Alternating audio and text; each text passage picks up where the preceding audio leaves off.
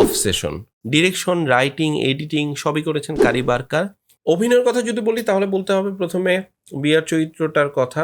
Michael Johnston সেখানে একটা solid ভূমিকা রাখছে।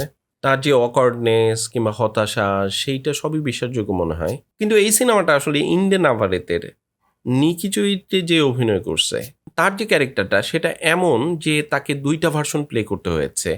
একটা হচ্ছে আসল নিকি, আরেকটা হচ্ছে উইশ পূরণ হওয়ার পর সাইকো হয়ে যাওয়া যে নিকি সেটা। এই দুইটা চরিত্রের মধ্যে সুইচ করাটাই ছিল তার পারফরমেন্সের সবচেয়ে কঠিন জায়গা এবং ইমপ্রেসিভ জায়গা। অন্যান্য চরিত্রে যারা ছিল তারা বেশ ভালো পারফরমেন্স করেছে। টেকনিক্যাল জায়গা থেকে অবসেশন সিনেমাটা সবচেয়ে বড় অর্জন হলো এত কম বাজেটের মধ্যে এত ইফেক্টিভ ভাবে একটা সাইকোলজিক্যাল হরর এক্সপিরিয়েন্স তৈরি করা।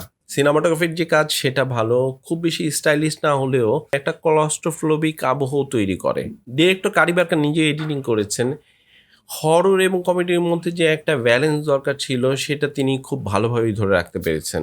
প্র্যাকটিক্যাল মেকআপ আর ইফেক্টের কাজও প্রশংসা করার মতো, কারণ কম বাজেটের সিজিআই নির্ভর না হয়ে ফিজিক্যাল ট্রান্সফরমেশনের উপর জোর দেওয়াটা সিনেমার হরর এলিমেন্টকে আরও রিয়েল করে তুলেছে।